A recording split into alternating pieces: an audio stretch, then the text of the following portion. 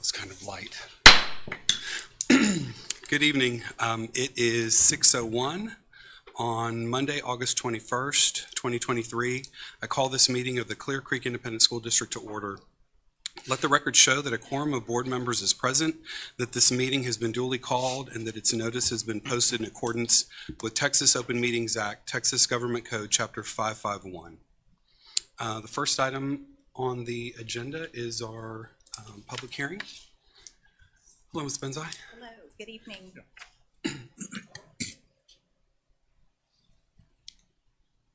All right, so tonight we have our public hearing to review our budget for fiscal year 2023-24 and also to review the proposed tax rate.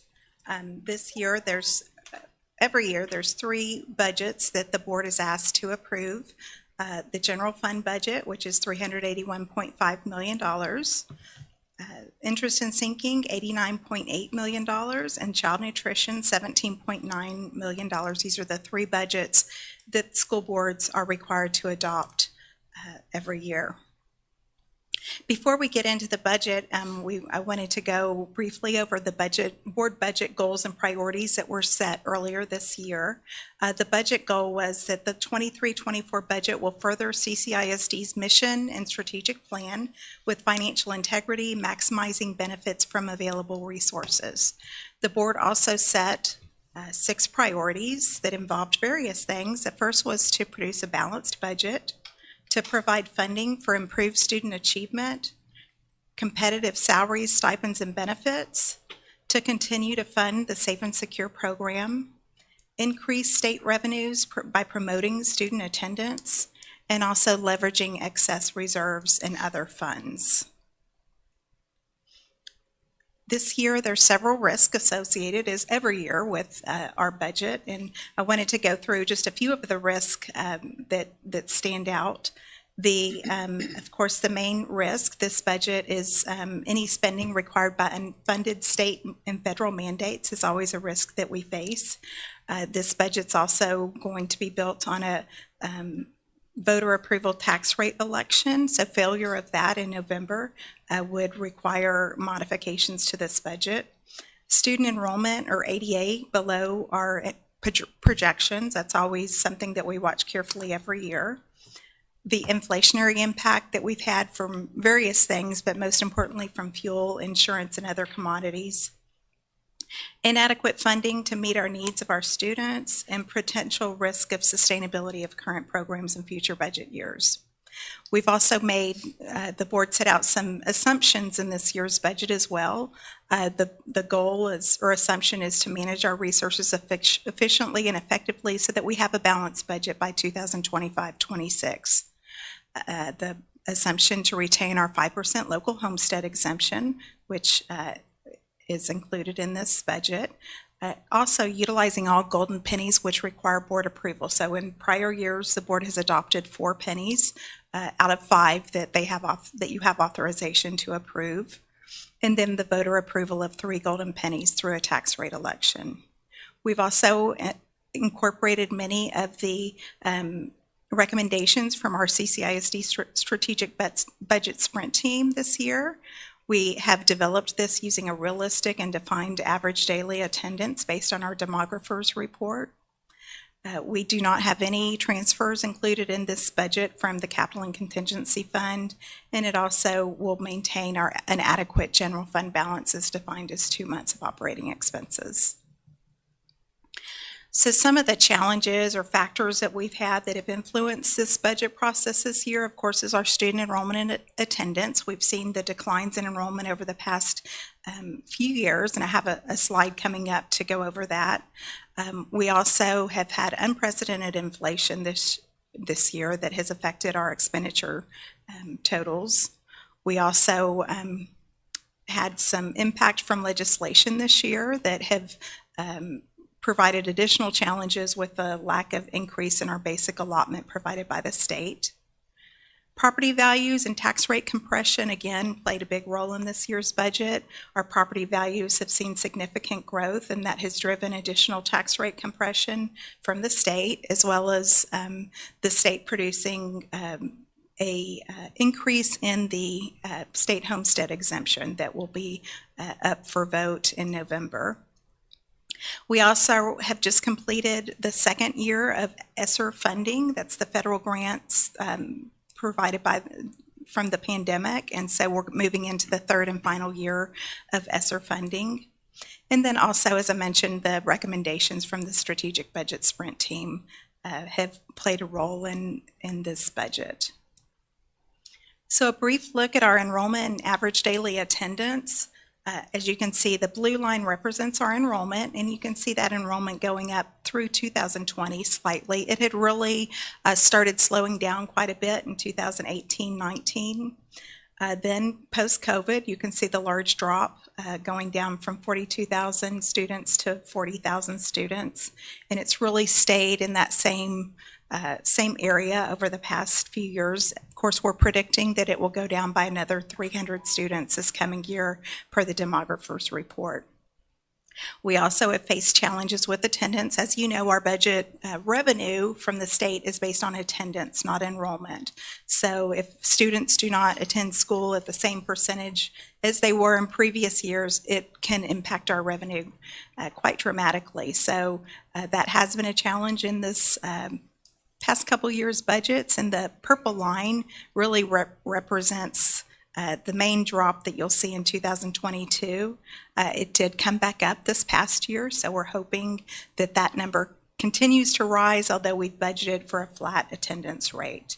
So anything we get over and above will be additional revenue over what we have budgeted.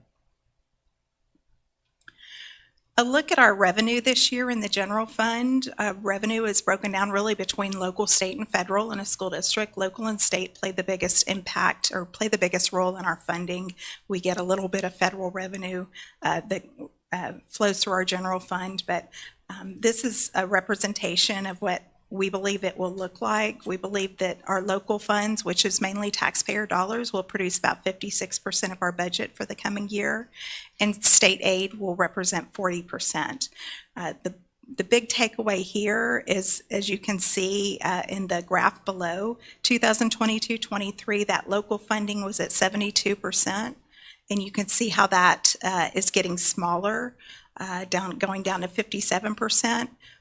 The reason for that is this tax rate compression that the state has put in place. Our tax rate was compressed significantly, and it doesn't provide additional funding to us, but it changes the mix of our funding that we receive in our general fund, and this is exactly the result of that local funding going from 72 to 57%, yet the state funding is increasing up from 24 to 41%. Our total revenues are $381.5 million. And moving over to expenditures, one of the ways that we like to look at expenditures, there's a couple different ways to look at expenditures to analyze them in the general fund, but real basic approach is just looking at our expenditures by object. And so if you look at how our $381.5 million is expended each year, you can see that payroll costs accounts for 89% of that. So that is a very large percentage. We are a service business. We have over 5,000 employees, and most of our budget goes into compensation and benefits for our employees.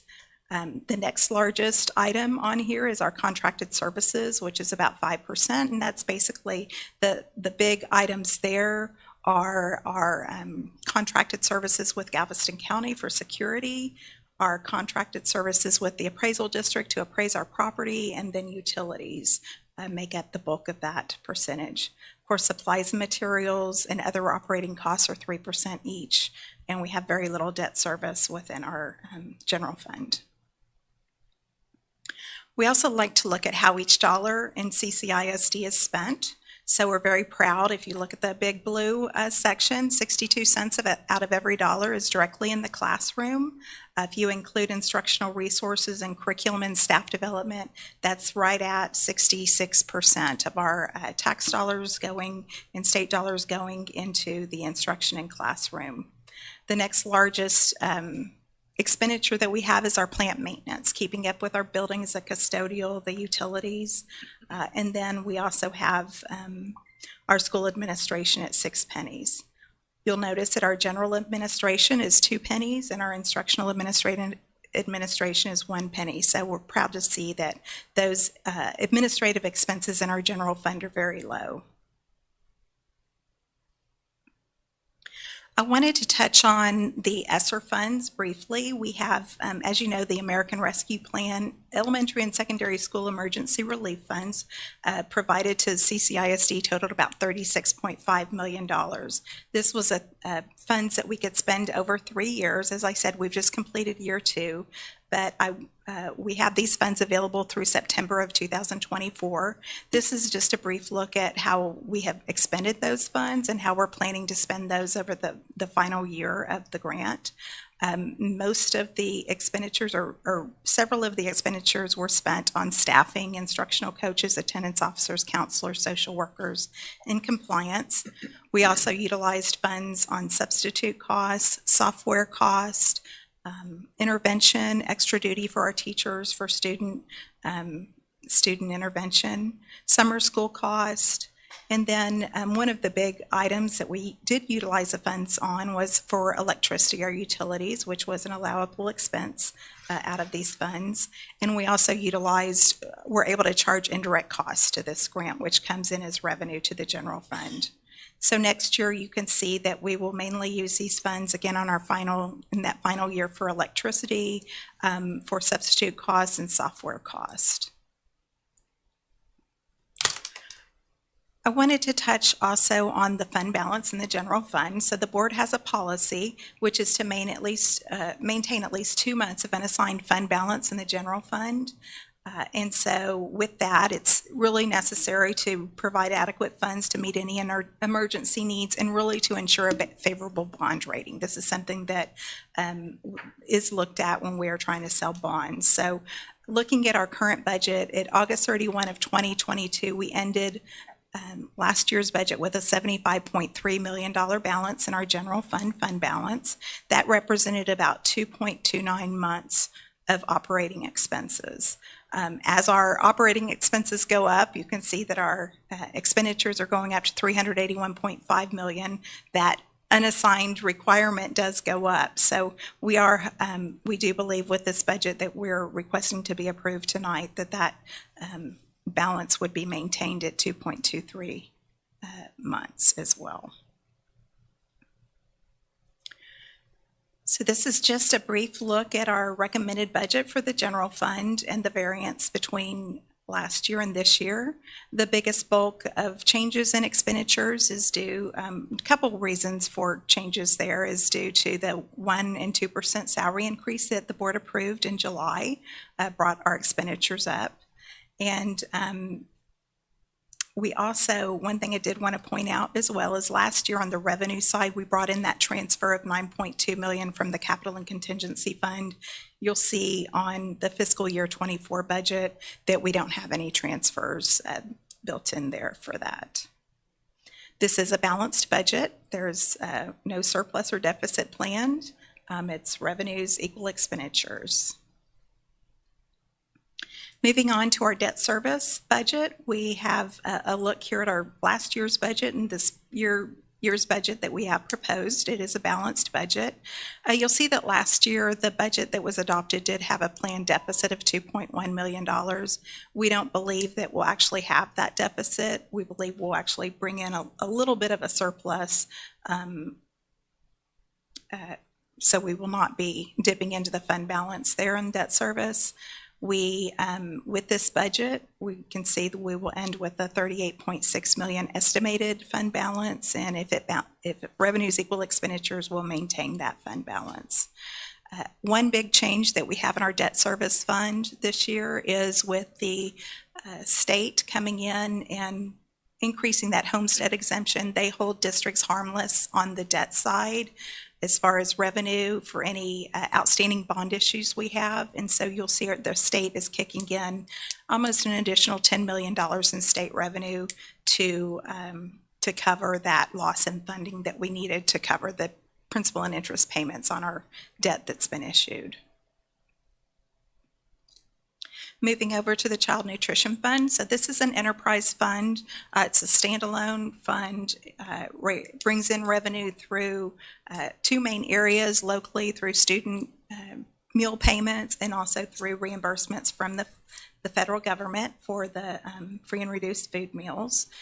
This covers all of the food costs associated with running the program and all of the staffing costs associated with running the program. It is a balanced budget as well, and we do anticipate a $7 million fund balance at the end of the year.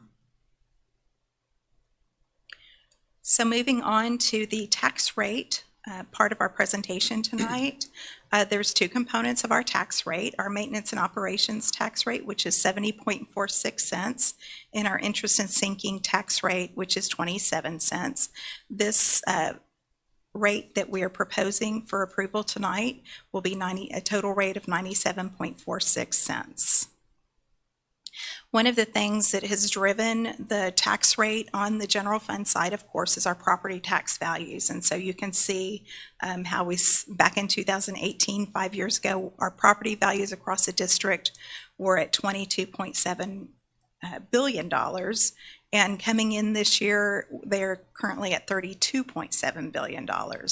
Now, looking at our tax values from 2022 to 2023, it looks like there's been a slow off of growth if you're just looking at the graph here from $31.6 billion to $32.7 billion. But keep in mind that we, due to the state increasing that homestead exemption from $40,000 to $100,000, we lost about $3.3 billion in value from that increase. And so this looks like I think it came to about a 3.5% increase in taxable values here. But if you take if that homestead exemption had not been increased, we would have seen taxable values rising by over 10% this year. In our notice that we publicized in the paper for the meeting tonight, our tax values that come in from our two appraisal districts provide us with what the average market value of our residences are this year and the average taxable value of our residences are. And it can show the homeowners what their increase or decrease in taxes that they'll see this year. So while you'll see our average market value of residence has gone up from $354,000 to $403,000, our average taxable value of residences has gone down from $268,000 to $240,000. And again, that's mainly because of that. Well, it's all because of that increase in that homestead exemption. The lower tax rate that we are proposing tonight also produces some tax savings. So in this average taxable value of residences, just looking at that, the average homeowner in Clear Creek ISD will see a decrease in their tax bill this year of $649.07. Breaking down our tax rate, you can see, we talked about this a little bit last week, going across that maximum compressed rate. You'll see it started in 2019-20 at 93 cents. It's down to 62.46 cents, and that is all a result of the state compressing our tax rate. We provide property values every year to TEA and run the calculations, and when the property values go up, that tax rate gets compressed. So this year it's getting compressed by 18 pennies. This budget is built on 8 golden pennies. So a little bit about that. We had, of course, 4 golden pennies that the board approved last year, and that will go up. We're recommending 8 golden pennies tonight. The board can approve 5, and then voters would have to approve the additional 3. So our M&O rate has dropped from a high of 97 cents down to about 70.46 cents in what we're proposing tonight. And our INS rate has also dropped over the past 5 years from a high of 34 cents to 27 cents. Overall, if you look at a cumulative look at it, over the past 5 years, that tax rate has dropped by 33.54 cents. So tonight, the school board will consider the budget and tax rate for approval as action items later in this meeting, and I'll be happy to answer any questions. Thank you, Ms. Benzai. And as this is a public hearing this evening. If there are any questions from the public, would want to open that before we go to the board for questions. No questions? Any questions from the board? Mr. Bourne? Yeah, I did have one question about the $7 million fund balance in food service. I remember reading in one of the Friday reports that there's some kind of government limitation on that where the federal government won't allow us to have more than a certain amount in our fund balance. Do you know what that amount is? It's 3 months of operating expenses, and I'm not sure what that calculates out to. I don't know the exact amount, but the revenues and expenses are not really part of our plan to lower that. It's generally through asset where we reduce those. Okay. Thanks. Any other questions from the board? Okay. Thank you, Ms. Benzai. Thank you. Next item on the agenda is closed session. It is 6:22, and the board will now move to closed session as authorized by the Texas Open Meetings Act, Texas Government Code, Section 551.001, concerning purposes permitted by the act, including 551.071, consultation with attorney, 551.072, deliberation regarding real property, 551.074, deliberate the appointment, employment, evaluation, reassignments, duties, discipline, or dismissal of a public employee, or to hear a complaint or charge against an employee.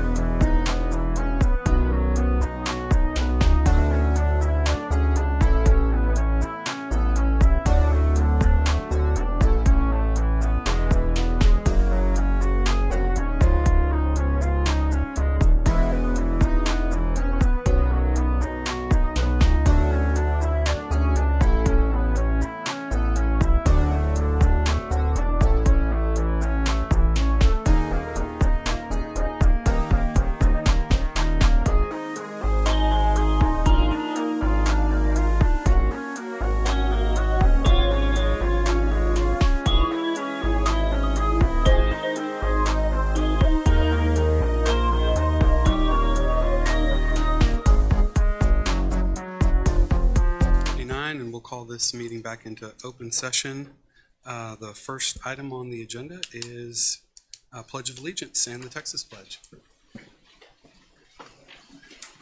And I would like to ask Mary Schrum and Shelley Brownfield, if you are here. Wonderful. Can y'all help me with the pledges? We're good with this. Here we go. Thank you so much. I pledge allegiance to the flag of the United States of America and to the republic for which it stands, one nation under God, indivisible, with liberty and justice for all. Honor the Texas flag. I pledge allegiance to thee, Texas, one state under God, one and indivisible. And please remain standing for a moment of silence.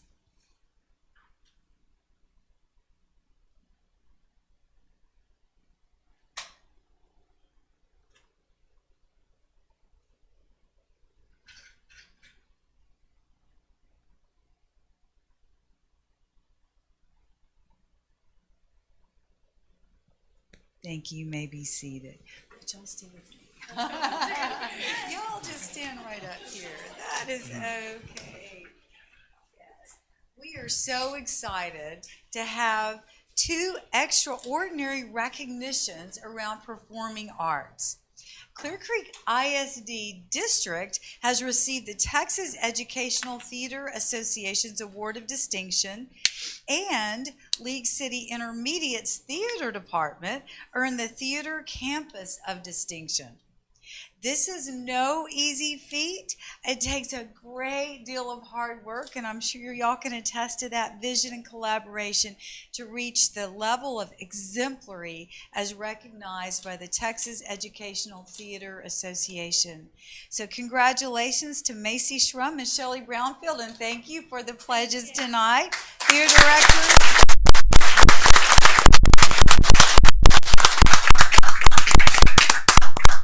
Directors at League City Intermediate, along with Dr. Brent Kirkpatrick, come on up. We also, so we are recognizing League City Intermediate Theater as well as the entire district, and we have representatives from all 5 high schools. Am I right? Y'all come on up, please. Thank you.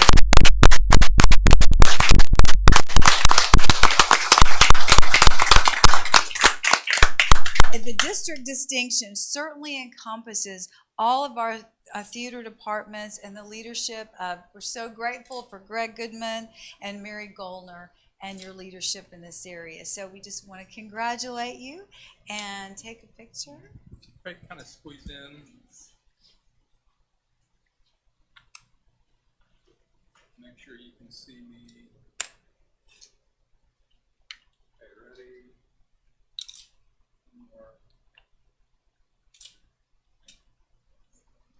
They sit down. I'll just stay just for a minute. This is theater. They can always talk, right? On a mic. But we might ask y'all from League City, just what do you credit your success with? I believe, thank you, that I'd like to credit Macy Erickson, who has joined us this year, who's an amazing teacher. But ultimately, it's our students. We are a strong believer in creating student agency, student ownership, and they have done the work. And by the time they leave 8th grade, we really want them to be able to recognize issues of growth in our department and then identify solutions, and we just become the facilitators to those solutions. So that, I would think that would be our secret weapon. Thank you. Anything else? We'll pass the mic to theater people. Mark, go, Mark. Well, I'll just second that. And just on top of that, just kids having ownership. We all, and I'll speak for all of them, I'm proud to work with these guys and our great intermediate schools, that they send us great kids that, yes, there's always reteaching because you're now in high school and you kind of freak out about things. But we continue that idea of teaching them ownership and feeling like they have a place to belong and they feel safe and in an environment where they can create and know why they're up there and they have a message. Because we believe through the power of theater that that you can change the world because it makes people think about what's going on in the world. And sometimes it's just an escape. So you can smile and laugh. And we were part of theater every day. So we just hope to bring that forth to our community and let the kids take it out into the world. So that's it. You do an amazing job.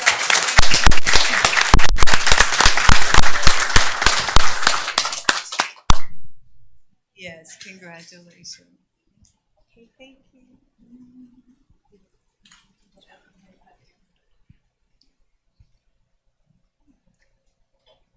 And moving from theater, we have another ASBO Certificate of Excellence Award we would like to present tonight. The Clear Creek Independent School District once again has rightfully earned the Association of School Business Officials International Certificate of Excellence in Financial Reporting for the 22-23 fiscal year. This award represents a significant achievement and reflects our commitment to transparency and high-quality financial reporting. A panel of experts analyzed our annual comprehensive financial report and determined it to be a model for other organizations to follow. I would like to recognize the Finance Department, and please come forward at this time. Alice Benzai, CFO. Jeff Kohlenberg, Scott Kohler, Sarah Thomas, Pam Carrington, and Clara Ravel is.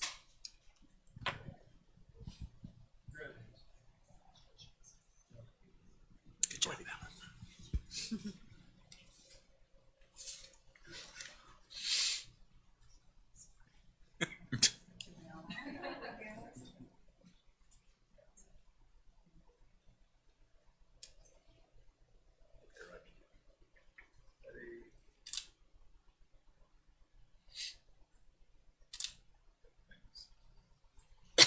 And I did want to ask Jeff, how many years in a row? 18. 18 years in a row. That deserves a big round of applause. Thank you so much.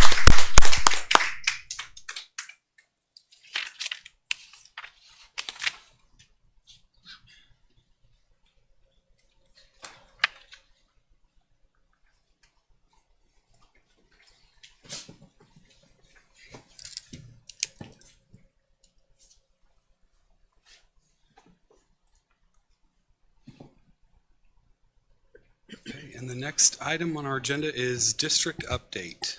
Dr. Engel. Okay, thank you. Well, today is the first day of school for our pre-kindergarten kindergartners, 6th and 9th grade students. Clear Creek ISD comes alive when our students are back at school in the buildings. The day was just for them so they can transition smoothly to their new environments. And we have a short video of the day.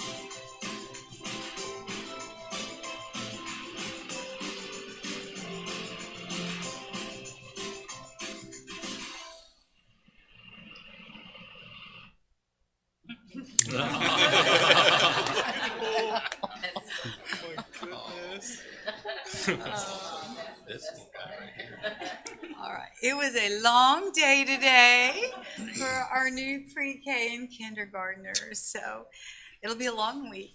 And tomorrow, the rest of the student body returns to school. I'm so thankful for the work everyone in the district has done to be ready for school. And last Wednesday, we hosted our 2023 convocation for all 5,000 employees.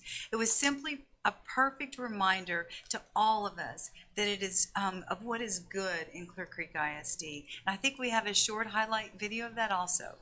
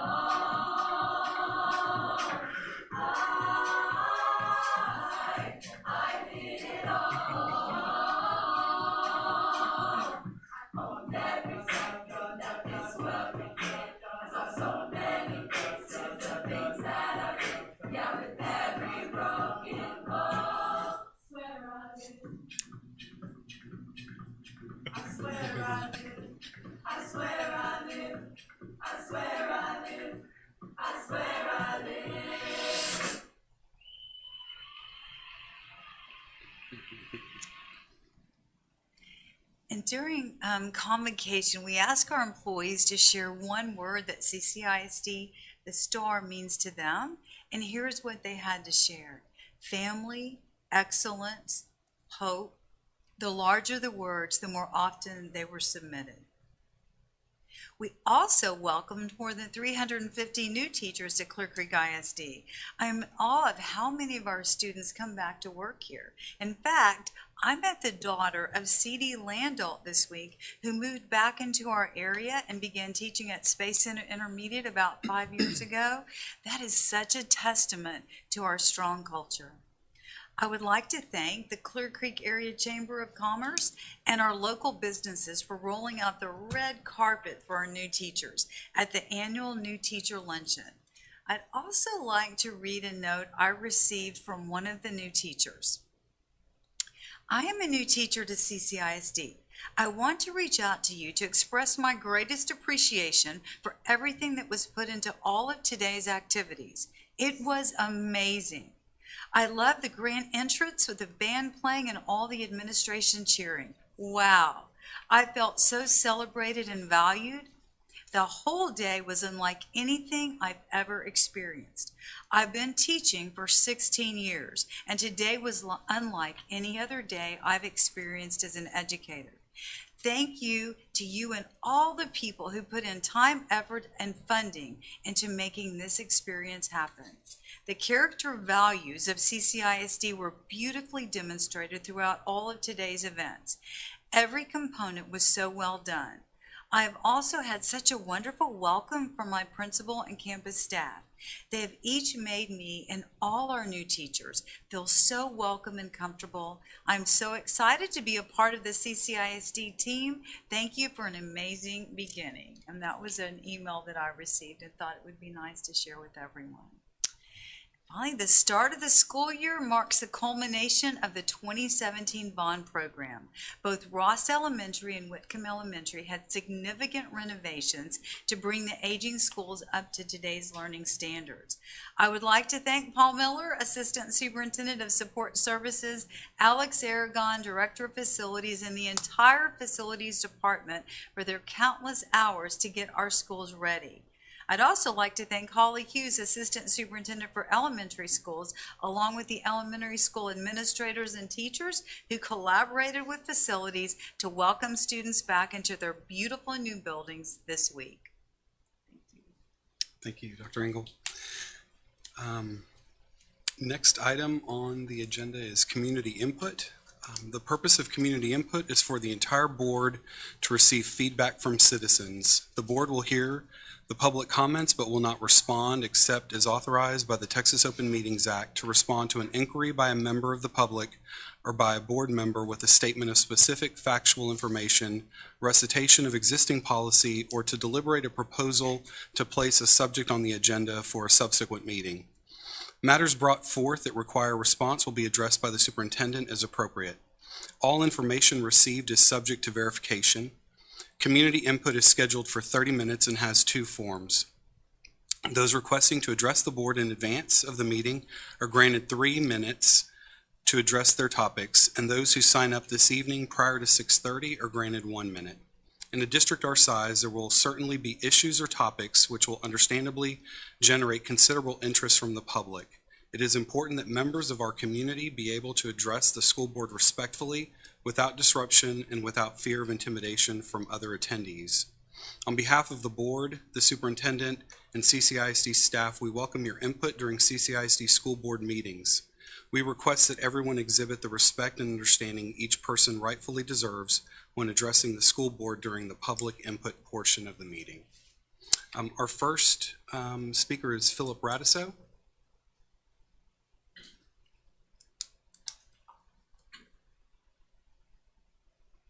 Do I have to sit or can I stand? Whatever's most comfortable, the microphone will pick up best if you're Okay. seated. Let's see. All right, thank you. Good evening, members of the board and staff. I'm here to ask an ominous question. I say ominous because what taxpayers want and what the district administration wants are not always the same. They do not align when it comes to spending and taxes. Please understand that taxpayers, parents, grandparents, teachers, and the administration all want our children to get an excellent education. We know that. We agree to that. Do they need a palace, a schoolhouse, or something in between? I tend to believe something in between. So I ask, why have you before you an omnibus school or bond proposition and not a multiple item bond issue for the taxpayers to choose whether they want to fund needs and necessary items or whether they want to choose to fund all of those and some of the niceties, the bonus items that have questionable outcomes on the education of our children and grandchildren. We know that you count on voter apathy, disinterest, and parents, teachers, and the PTAs to pass your bonds. But please understand that it's not just the parents, the teachers, and the administrators that pay those bonds. It's the taxpayers, and there are a lot of taxpayers that are hurting, and we're in trouble. And as you know, you saw earlier, the value of the property in the school district has gone down. We're not a growing district, and so taking on more debt is an issue. And so I ask you, please vote this down, pay the $500 fee to go another week and come back, or 2 weeks, and come back to the board with a vote for a multiple choice for the taxpayers so that they can truly choose what they want to pay for, not just what the district and the administrators want the taxpayers to pay for. Thank you. Thank you, Ms. Rasso. The next speaker is Brianne Hernandez.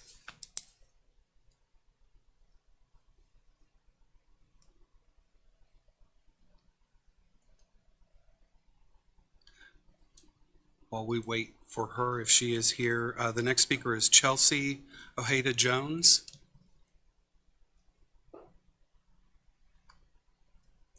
The next speaker is Laura Ford. And the last speaker is Chad Stanley.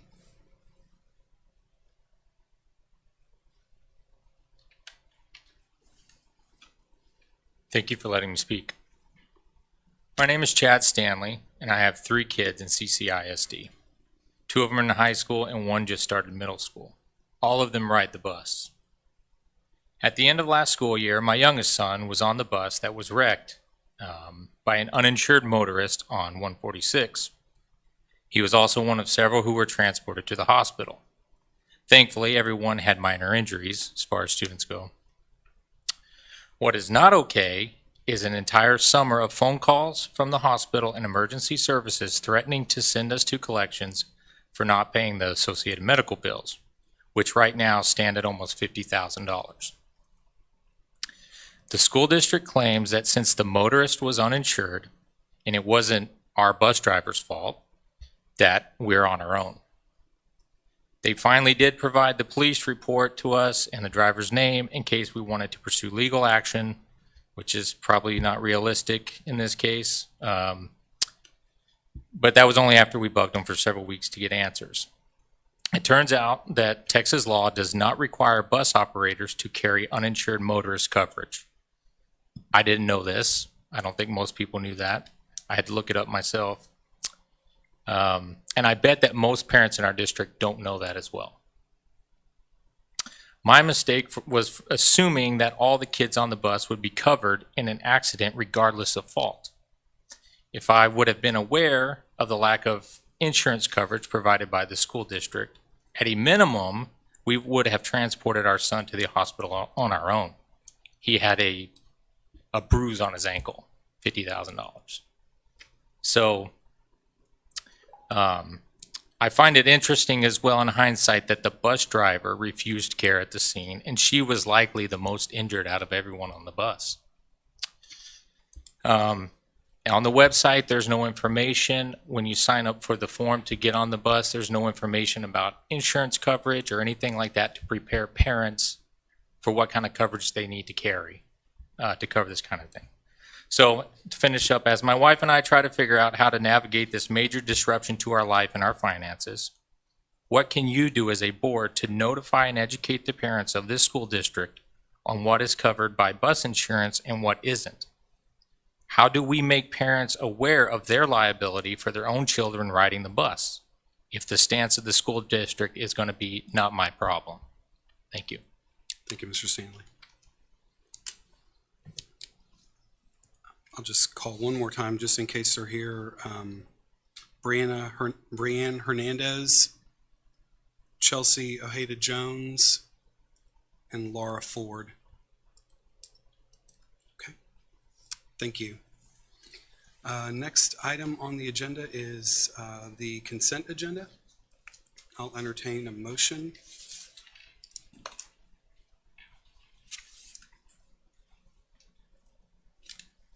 Mr. President, Mr. Bowen? I move passage of the consent agenda. Thank you, Mr. Bowen. Are there any questions? Would anyone like to pull any items from the agenda, consent agenda? Any questions? Seeing none, all those in favor, if you'll raise your hand, if you approve. Mr. McKay? Oh, sorry. Thank you. Passes unanimous. Thank you. Next item on the agenda, consider approval of agreement for the purchase of attendance credit netting Chapter 48 funding.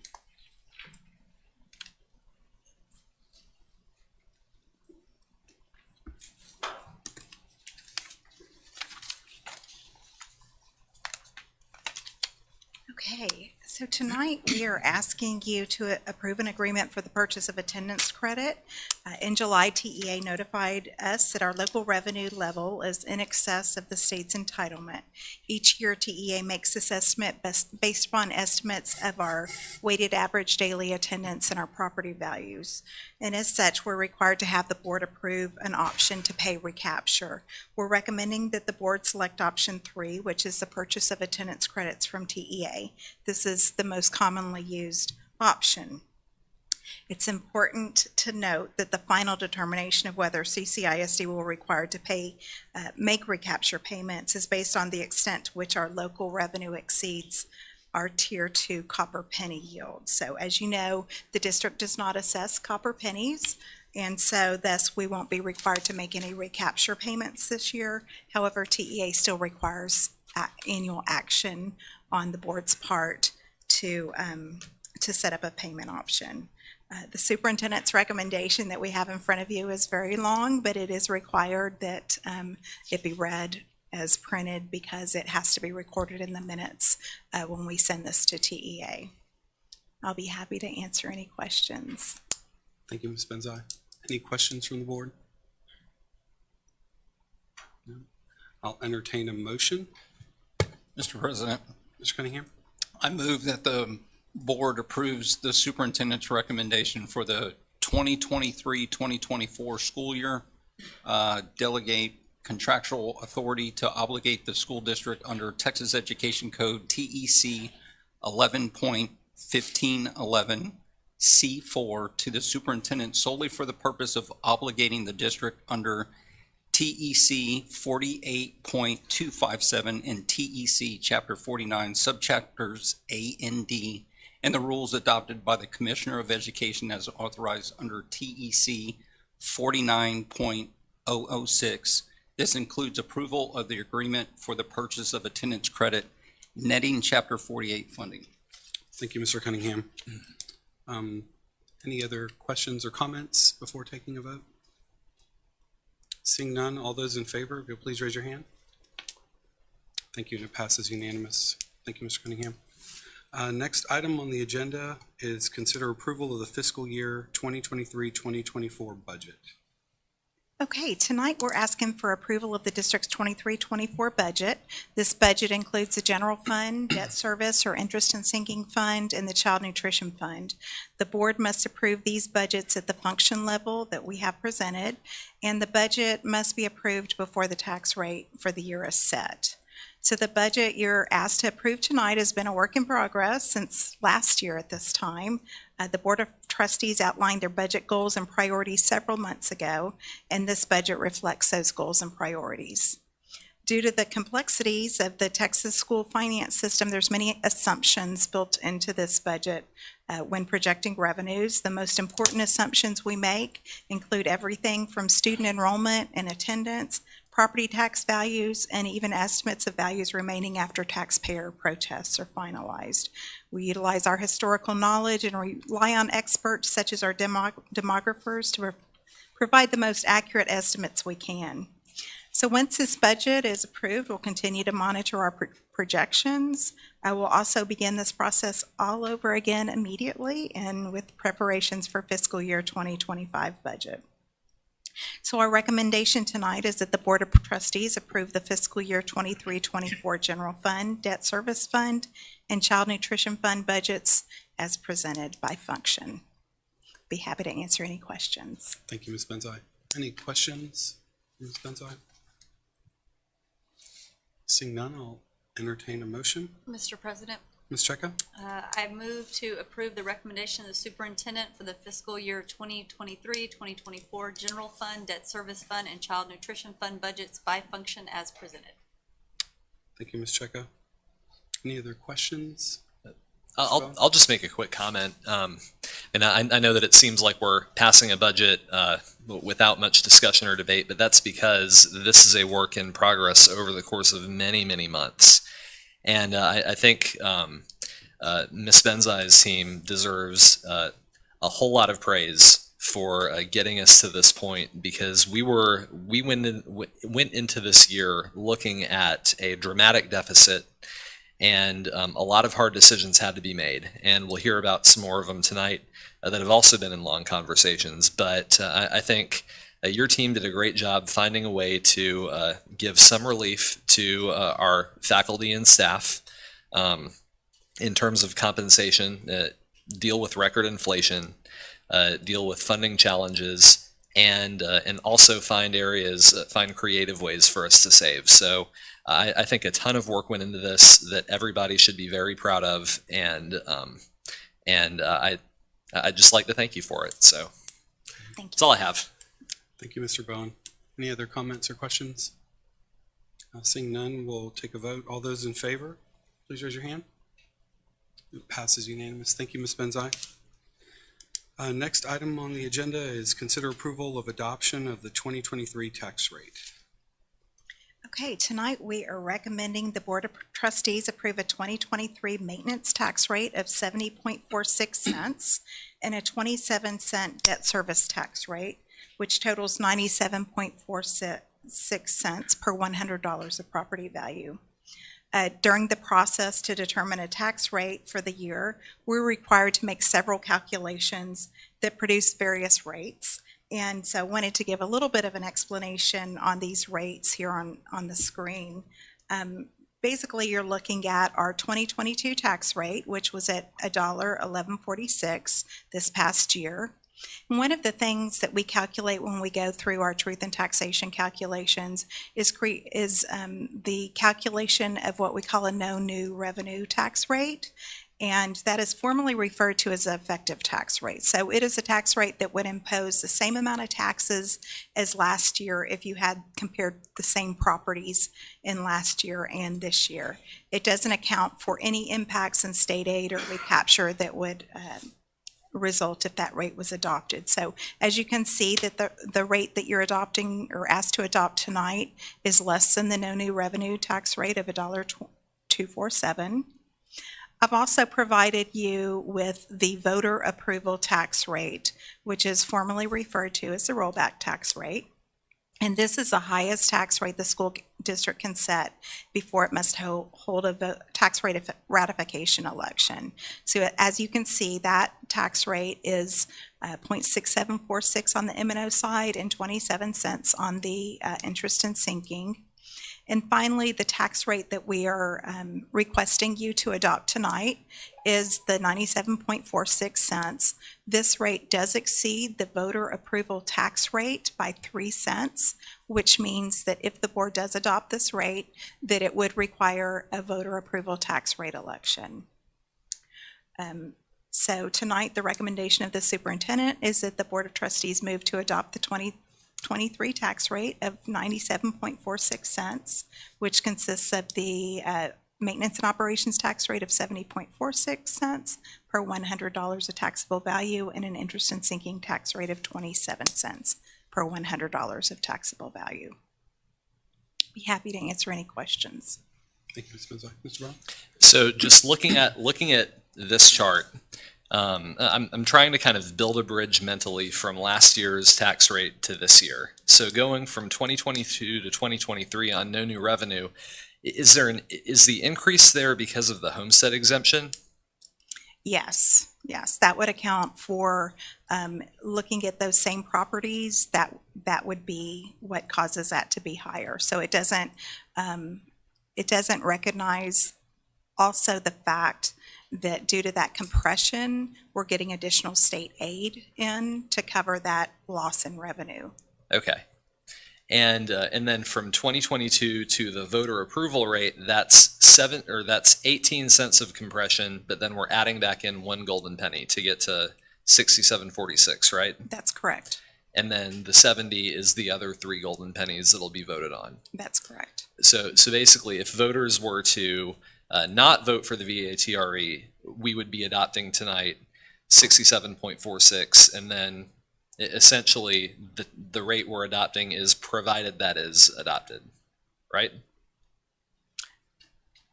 So what will happen, you're adopting the rate of 97.46 cents. Once you call the tax rate election, and if the tax rate election were to fail, then the board would come back to adopt the voter approval tax rate in November. Thanks. Thank you, Mr. Bowen. Any other questions or comments? I'll entertain a motion. Mr. President, Mr. Cunningham? I move that the Board of Trustees adopt a 2023 tax rate of 97 cents, 0.9746 cents. The 2023 adopted total tax rate of 0.9746 consists of a maintenance and operation tax rate of 0.7046 per $100 of taxable value and an interest and sinking tax rate of 27 cents per $100 of taxable value. Thank you, Mr. Cunningham. Any other questions or comments? Seeing none, all those in favor, please raise your hand. Passes unanimous. Thank you, Ms. Benzai. Next item on the agenda is consider approval of an order calling a voter approval tax rate election.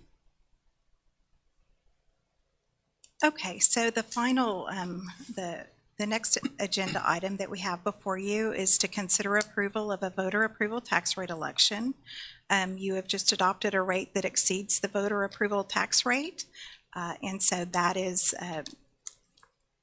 generates the need to call a voter approval tax rate election. The CCISD voter approval rate, again, of 62.46 cents is a rate that was compressed and set by TEA. Once you add those 5 enrichment pennies and the 27-cent debt rate, that determines what that voter approval tax rate is. Your adopted rate of 97.46 exceeds that by 3 pennies. I would like to also mention that with the passage of a tax rate election, CCISD is able to maximize state funding available as the additional enrichment pennies generate additional funding from the state. Right now, it looks like it's at least 80%. So if a penny generates $3 million in tax revenue, we know that we'll receive an additional $2.4 million on top of that from the state for those golden pennies. As far as the timeline goes, we've now completed 3 steps. On August 11th, we published the notice in the newspapers of the public meeting to discuss a budget and tax rate, which occurred at 6 p.m. tonight. You've adopted the budget, you've adopted the tax rate, and now we're asking you to approve the order calling for the tax rate election. On September 25th, we will have our Weaver, our external auditors, here to present the results of the efficiency audit, which is underway. And then November 7th is the election day. The Vader ballot language is listed here. This is will be Proposition A on the ballot, and it is to ratify the ad valorem tax rate of 97.46 per $100 in valuation in Clear Creek ISD for the current year. You'll note that it does say a rate that will result in an increase of, and it's a negative 19.87% in maintenance and operations tax revenue for the district for the current year as compared to the preceding year, which is an additional negative $50,585,883. So it looks odd, but this is the language that we have to utilize, where you have the increase of a negative number that those negative numbers are really the result of that increased homestead exemption that the state has put out, and also the tax rate compression produces those negative figures. So I will be happy to answer any questions. The recommendation of the superintendent is that the Board of Trustees approve the order calling a voter approval tax rate election. Thank you, Ms. Benzai. Mr. Rowan? Could you go back a slide? Yes. Okay, on the language here, should it say that will result in an increase of negative 19.87%? It just says increase negative 19.87. I believe it should, and if we look in the actual order, let's see. Tanya, did you? Yes.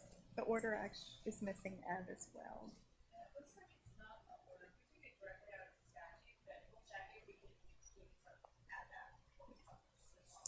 Okay, so you'll check it and make sure the Yes. wording is completely right against Yes. what's in statute? Yes. Okay. Thank you, Mr. Bowen. Any other questions, comments? Mr. Cunningham? I just had a comment. I wanted to thank the budget sprint team once again for being able to, go do a deep dive. Trustee Bowen, Trustee Larson, and I know we had some staff that also participated in that. I'm sorry, Trustee Cheka as well. Thank you guys for, doing that deep dive and realizing that there was some additional state funding that, the district could take advantage of. So, thank you. Thank you, Mr. Cunningham. Any other comments? Ms. Benz, I also would just like to thank you and the team for helping us navigate this and evaluate how critically important this is for the district, for our ability to continue providing services and ensure high-quality instruction for all of our students across the district. I know we talked through this relatively quickly this evening, but I did want to just remind the public that over the course of the summer, we had 5 public meetings at our comprehensive high schools where the voter approval tax rate election was discussed, and we were able to answer questions from the public, helping to highlight just the importance of the VADER. Also, I believe we highlighted that this is the first time we're taking this forward to the public to ask for support for the golden pennies in the form of a voter approval tax rate election. And so I did want to just mention that, and highlighting again our ability to maximize the additional enrichment dollars. You mentioned the $2.4 million from the state for the golden pennies is something that is, as the Sprint team and as finance and cabinet and the board have evaluated the budget, we do not see the ability to not consider this going forward, especially given the challenges from this legislative session and until we see any additional positive funding outcomes from the state legislature. And so I did want to just say that. I know tonight we moved through it quickly. We've spent a lot of time looking at what this means to the district and to our ability to continue to provide high-quality public education, which is why we are here. And so I just want to thank you for that, Ms. Benzai. So seeing no other questions, I would just ask, did we get a nomination yet? A motion yet? I'll entertain a motion. Mr. President, Yes, Mr. Cottrell. I move that we approve the superintendent's recommendation that the Board of Trustees approve the order calling a voter-approved tax rate election. Thank you, Mr. Cottrell. Any other questions or comments? Seeing none, we'll take a vote. All those in favor, please raise your hand. And it's unanimous. Thank you. Thank you, Ms. Benzai. Next item on the agenda is consider approval of an order calling a school building bond election. Good evening. Hello, Mr. Miller. I'm going to quickly go through what was presented last week, some of the slides that we presented last week during the workshop, just to kind of give a little refresh. As you recall, we did create some campus-based committees at each school where the principals and staff developed their own needs assessments of their campus, utilizing one of our provided questionnaires, and they prioritized those needs. That information was supplied to our facilities team, and maintenance staff and architects who did actual site walks at every school, completed their assessment, and then created a database that prioritized those needs and organized those needs. Based on that information, we pulled together binders and provided those to the Facility Advisory Committee. We held committee meetings on April 4th, April 11th, 18th, 25th, May 2nd, and May 9th at various schools. We also toured those schools.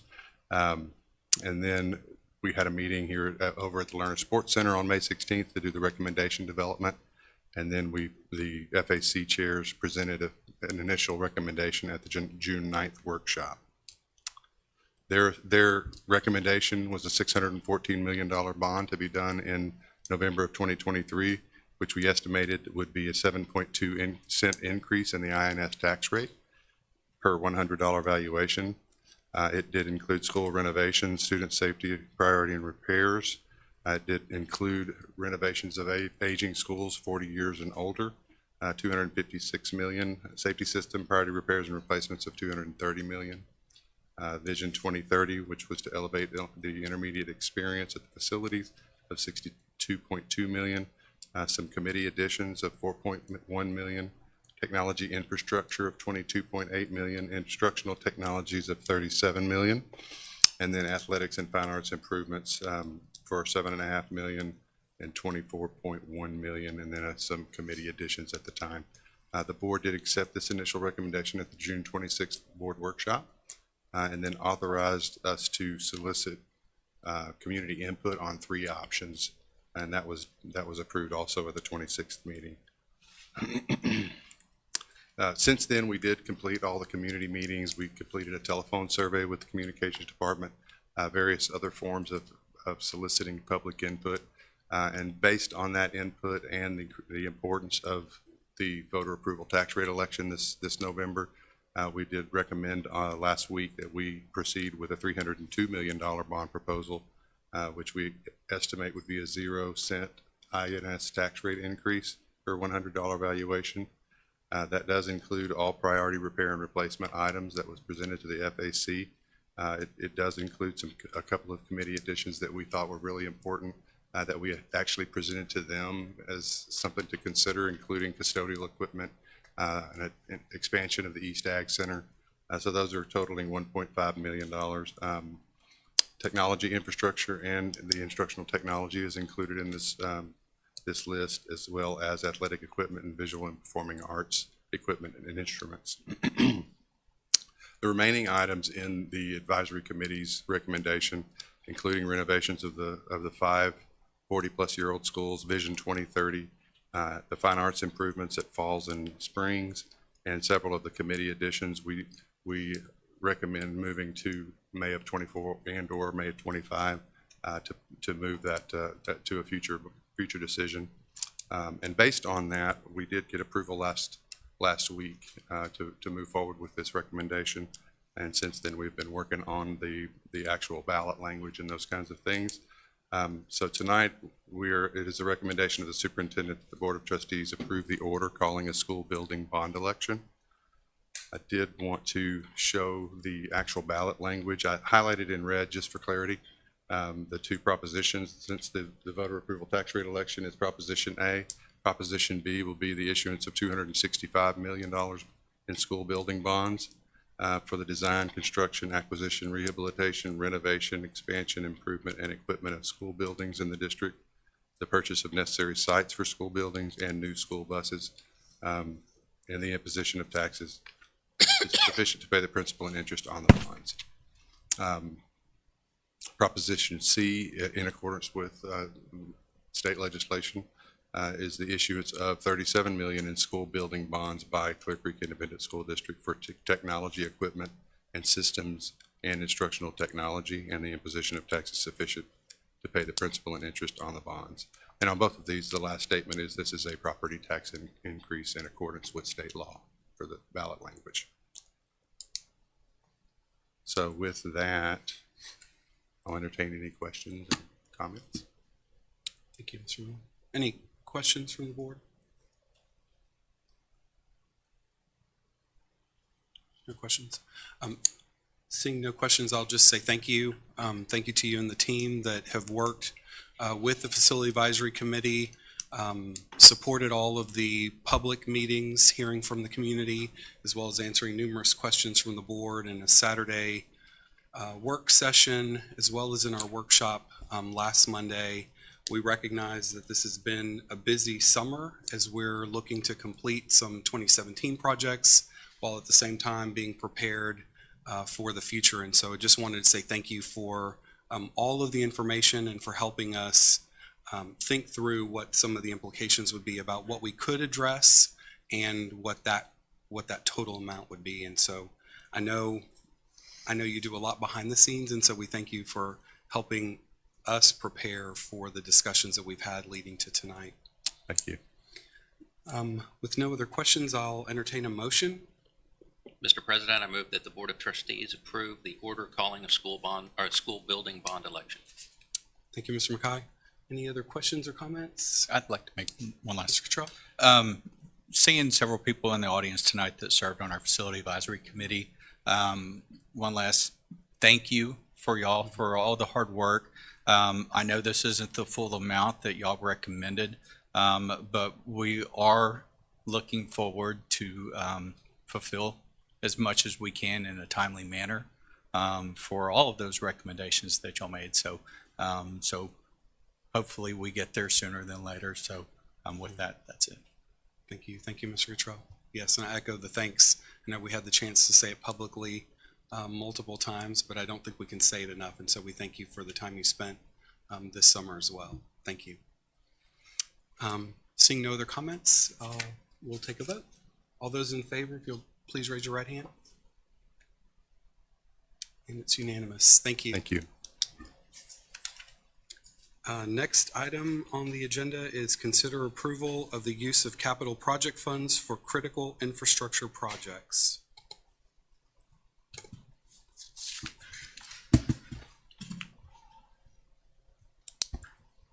Good evening. Hello.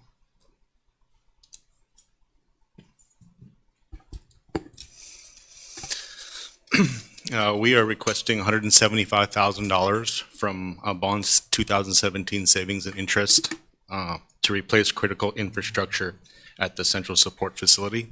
This is mainly mechanical equipment that services the facilities department, the purchasing department, and the teacher center downstairs. The equipment is beyond its life cycle.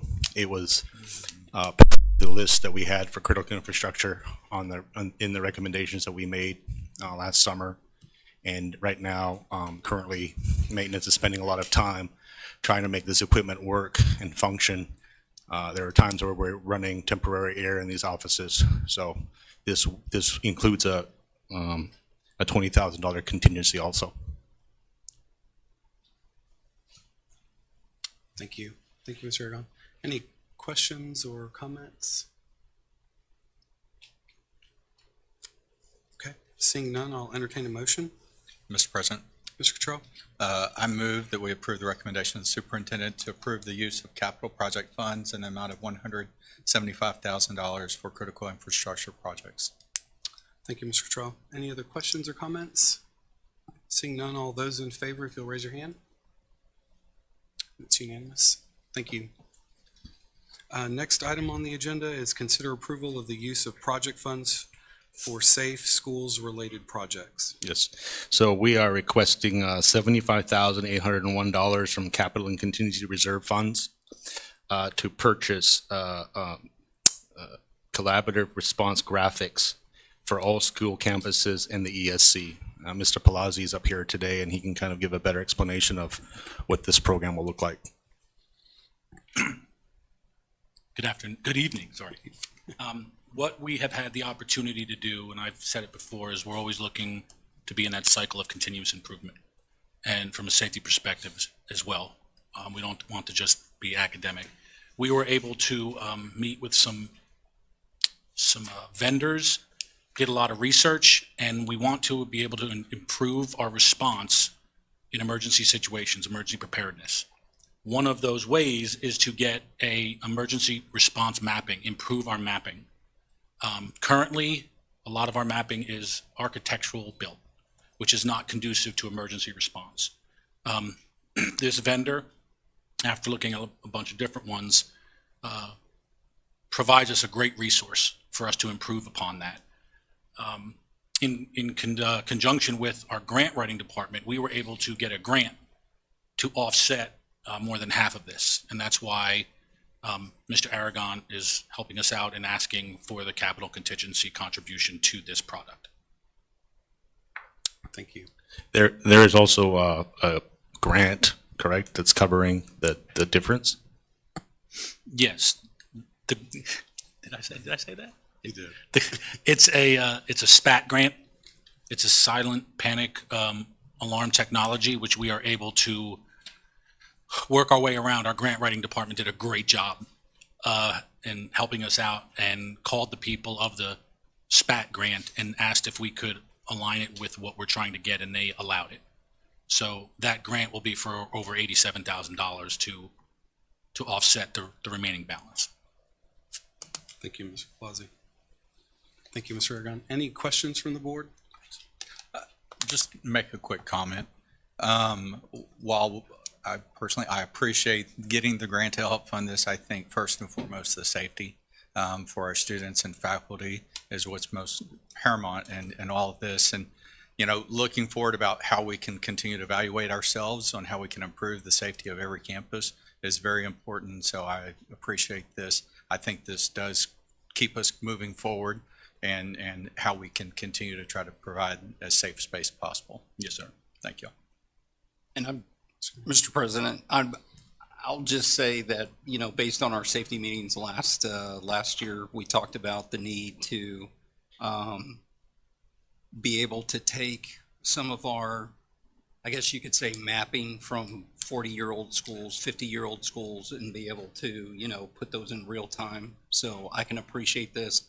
Once again, I was going to ask you before you mentioned how much the grant was for, But just for those at home, the total cost of the project was $163,415, of which I think you said $87,000 was going to be covered by the grant. Yes. So thank you for looking at ways that, we could fund this program. Thank you, Mr. Cunningham. I did have a question about the emergency response mapping. With future projects for facility renovations or new buildings, is it possible that this could be included as part of that project, or is this always something that we'll have to do after the fact?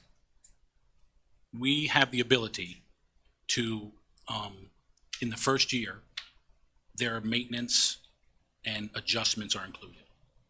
Every year after that, if we want to, we can purchase adjustments in the mapping. So, and my question is, if we have new facilities or renovations of existing facilities, is it possible for us to include this when we estimate what the requirements are for that project, instead of us having to do this after the fact, if that makes sense? So maybe it would really be more pertinent to any new renovations if it's not within a year, and if it is brand new construction. Correct. It would be after the first year, and if we wanted, we would not be able to just add it on to new buildings or new renovations. We would have to adjust it and go out, and they would have to add on cost. But it would be at a much less rate. Okay. So, I think it's a Paul, yeah.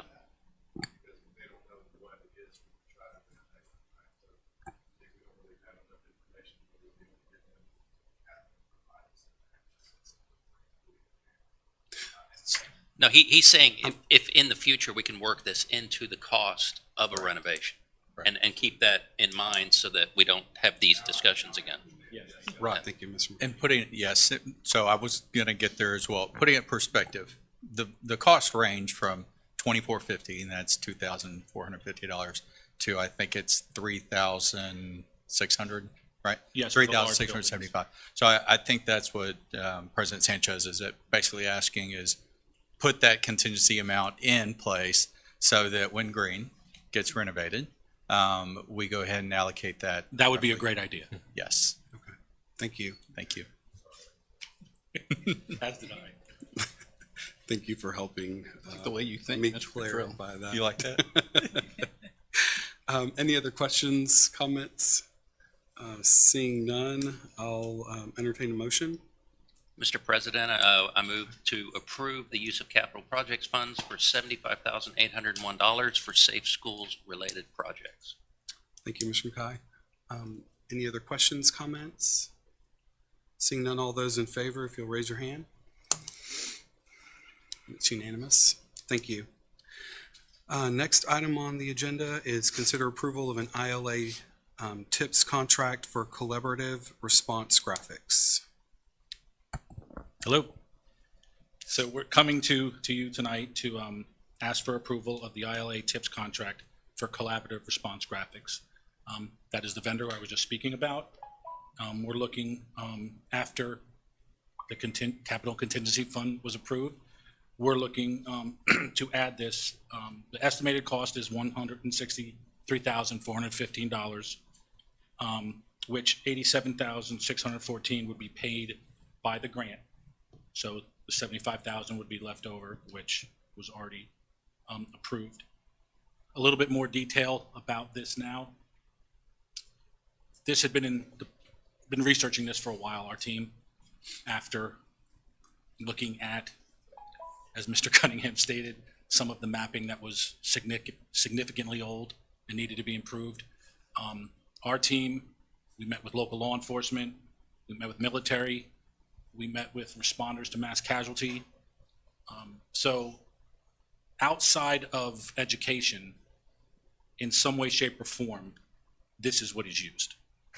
Education, because that's the way it's always been done, had never adjusted to the change. And what this allows us to do, without going into significant specifics, is we are able to this resource allows us to change the mapping so it's in the same quote-unquote language for everybody. So responders, any responder to our schools, which this will be shared with, will have the same language. So their dispatcher, our office, our SLOs, local law enforcement will be viewing the mapping from the same angle, from the same orientation, and there will be specifics in that mapping that everyone can coordinate with, align with, and verbalize the same thing, which is going to help seconds, and seconds are important. So this is along the lines of us improving with our emergency preparedness, which will increase our safety, we hope. Thank you. Thank you, Mr. Pelosi. Any questions from the board? I was just going to make the comment that the feedback that we got from, police chiefs, our emergency response, personnel was instrumental in helping us realize, and I'll just use this as an example. In some countries, they call it a boot, and others, they call it the trunk, right? And just making sure that everybody's on the same page and calling, whether it's a structure, whether it's a certain part of the building, the same exact thing that, our emergency response, police, fire, etc., just getting them all on the same page. So thank you for facilitating those meetings so we could get that feedback, so we could understand what we needed to do in terms of aligning with, our outside partners. So Thank you, Mr. Cunningham. Any other questions? You did say in the other places in the world, but I think maybe other places in our community, even across the state of Texas, or maybe different terminology that's used. And so it really is important. And it is, and just so the community knows, these aren't decisions in silos. One of the aspects that we take pride in is, which is expected of us, is communicating with local law enforcement and building those relationships. And this was done over months and months of meeting with different law enforcement that service our district. And they were great meetings, and there was a lot of information gained. So just wanted to let everybody know that. Thank you. Thank you. I'll entertain a motion. Mr. President, Mr. Cunningham. I move that the board approves the superintendent's recommendation to approve an ILA TIPS contract to Critical Response Group Incorporated in the amount of $163,415 for collaborative response graphics. Thank you, Mr. Cunningham. Any other comments or questions? Seeing none, all those in favor, if you'll please raise your hand. Passes unanimous. Thank you. Next item on the agenda is consider approval of the use of capital projects funds for white fleet vehicle replacements. So we are requesting the use of capital contingency reserve funds in the amount of $1,336,978 to replace 22 existing white fleet vehicles with new vehicles. These vehicles that we are wanting to replace have an average age of 17 years with an average odometer reading of over 141,000 miles. I'm actually going to stand in for Dwayne tonight. He's been up since 4:30, and he's got to be back at the office at 4:30 in the morning. So he asked if I could cover for him tonight so he can go to bed. So I'll do the best I can. We do regularly have to do this where we have a lot of our aging fleet. They do spend a lot of time, money, and energy trying to keep these vehicles operational. These 22 vehicles are our maintenance trucks primarily. We've got a few CTE vehicles in here as well. But for the vast majority of them are our maintenance technician trucks. A lot of them are specialty vehicles. They have equipment that is specific to their individual job. We did a relatively small capital request a year and a half, 2 years ago, I think, and then this one is sort of catching up to some of the things that we have in some of our aging fleet. As we jumped into this and really started reviewing it, in some cases we spent more money over the life of the vehicle than we did on the vehicle itself when we purchased it. So as you know, older the vehicles get, the higher the repair and maintenance costs become. So these are the vehicles that meet our requirements for replacement. So we are asking for capital and contingency to do that. Thank you.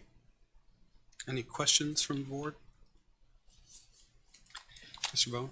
So is 140,000 miles, I mean, is that kind of considered the limit for vehicles like this? It's a mix of condition and miles, right? And ours are pretty hard miles. So for the most part, you combine and you overlay that with the repair cost and the downtime. So a lot of these vehicles, we have maintenance guys that are sharing vehicles right now because they sit at transportation waiting for parts or whatever. So it's a mix, but that is a pretty high mile for the roughly treated maintenance vehicles, right? They do drive them and use them, and they have equipment, and they do all those things that do make them not quite as long lasting. Okay, thanks. I would assume that a lot of that is probably idling and There is things like that. So that's why it may not sound like a lot, 140,000 miles to the average person, but when you factor in 17-year-old vehicle trying to find parts, and then that is really rough, being a gearhead myself. You want things running as opposed to idling or even stop and go is horrible for a vehicle. So I can appreciate that. I also wanted to recognize staff. I know that works, and these are the guys back in the bays that are tasked with keeping this equipment running because it's not easy. And a lot of times they're doing a lot with very little. So please be sure to thank Dwayne and his transportation. The mechanics work really hard, and I know a lot of their focus is on buses and making sure those are rolling. So it does tend to have an impact on the downtime on our white fleet. So we and I recognize that some of those guys drive too. They do. So. Thank you, Mr. Cunningham. Any other questions or comments? Seeing none, I'll entertain a motion. Mr. President, Mr. Bowen? I move that we approve the use of capital projects funds of $1,336,978 for white fleet vehicle replacements. Thank you, Mr. Bowen. Any other comments or questions? Seeing none, all those in favor, if you'll please raise your hand. In favor? Thank you. It's unanimous. And final item on our agenda is consider approval of purchase of white fleet vehicles through ILA by board, Caldwell County Chevrolet, and Caldwell Country Ford. Mr. Miller was on a roll, so I thought he was just going to. Anyway, so this, no. So as Paul mentioned, we went through the matrix, mostly with the transportation department, looked at the vehicle age, mileage, repairs, set all those items to find this list of vehicles. We went out and sought quotes from 7 different vendors that are available to us from various interlocal agreements, and we didn't get a whole lot of responses. That we're still experiencing shortages in availability of vehicles, especially for white fleet type vehicles, because they return a smaller profit to the dealership. So most of the manufacturers are putting their efforts into higher trim vehicles, but we were able to find these. We feel like it's a good value. We've done business with these particular vendors, Caldwell Country, for a number of years. They've done good work for us in the past, and we feel good about this purchase. So we're recommending to purchase the vehicles that you just approved the funding for. Thank you. Any questions? Greg, I know, and I'm going back probably about 2, maybe 3 years ago, when we purchased some white fleet vehicles back then. And I know that we did something unique, and we got those vehicles from another district, actually, that was reducing their fleet. Can you speak to what we did this go round? Did we look at some options like that? I'm just curious. So sometimes we do buy vehicles from other districts when they're downsizing. We've done that in the past with some buses as well. We had a couple of natural gas buses that we bought from El Campo ISD. And similarly, we bought some white fleet vehicles when we can find availability. But right now, with the availability being tight for everybody, we haven't encountered encountered any of those opportunities. Sometimes it's a matter of another district reaching out to us and making us aware that they have some things. Right. We have, and so we keep an ear out for those type of things. I just haven't heard any lately. Thank you, Mr. Cunningham. Any other questions? Yeah, and in the finance committee meeting, we did discuss the fact that there's no local option on this, and so I think a couple of us are going to try to take that on and see if we can kind of create more of a doing district with the business type setup, or doing business with the district, and how that might work. Because I know you guys sent out RFPs in the past, but those are very cumbersome and labor intensive, and I could see why people would shy away from that. But so I think we're really going to see what we can do about that. Yes, Nice. due to our statutory requirements, it takes about 7 or 8 weeks to go through an RFP process, and generally in this market, the vehicles are not going to sit on the lot for that long. So the RFP process doesn't work well for us. That's why we've been going through the interlocal agreements, our different cooperative vendors. And so in this week's Friday packet, I sent a letter that we encourage vendors to sign up with those cooperatives so that we have a quick availability to make those purchases with them, with the board's approval, of course. Thank you. Mr. Bone? Yeah, I guess kind of on that subject, just because, and you may have covered this in that conversation, but I know in the past we've done like real estate university and things like that for local realtors to kind of learn how to talk about Clear Creek ISD. Is there maybe any consideration for helping local businesses, like maybe bringing in someone from Buy Board or ILA to help local businesses with their process, so that they could do business not just with us, but also with other districts in the area who are using Buy Board? Absolutely. And as an aside, I was just asked to be a board member for the Buy Board. So I'm going to be doing that. I'm going to help try to promote, that type of, maybe not just specifically the Buy Board, because I use all of them, but to encourage those cooperatives to sign up and have those contracts available to us. So for us, from a purchasing standpoint, the more options that we have, the more places we can go to review pricing, the better. So we'd love nothing more than to give that business to our local dealers that support the district. We know they do. And so we'd like to find a way to do that. So we'll absolutely be doing an outreach with that. And I remember a couple years ago, and when I say a couple, probably about 5 or 6 years ago, my mentor at the time, Charlie Pond, and I see her sitting out in the audience, Miss Ann Hammond. I know that they made the recommendation at the time to reach out to, some of our chambers of commerce and things like that as we were looking at some of the contracts. Mm-hmm. And we posed the question, we would like to see some of our local companies get involved in, the purchasing process. So I'm just trying to go by memory, and I've slept since then. But, maybe we can revisit those conversations, especially now that we have some newer board members that have some connections to, the business community and things of that nature, to encourage some of our local businesses to, get involved and do some things with the district, because we would love to purchase from, our local companies and support our local companies. So. Absolutely. And in the past, I've spoke to vendor breakfasts and those type of things with the Bay Area Houston Economic Partnership and some of those. So I can certainly try to reach back out and reconnect with them and see if they have any of those things on their schedule, or perhaps we can have them linked to our RFPs as we put them out on the streets as well. So I'll definitely make that outreach. Sure. Thank you. Absolutely. Any other questions, comments? Seeing none, I'll entertain a motion. Mr. President, Mr. Cunningham? I move that the board approves the superintendent's recommendation to approve the purchase of 22 White Fleet vehicles from ILA Buy Board vendors Caldwell Country Chevrolet and Caldwell Country Ford in an amount not to exceed $1,336,978. Thank you, Mr. Cunningham. Any other questions or comments? Seeing none, all those in favor, if you'll please raise your hand.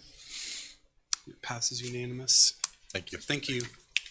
And with no other business before the board, we'll adjourn at 8:04.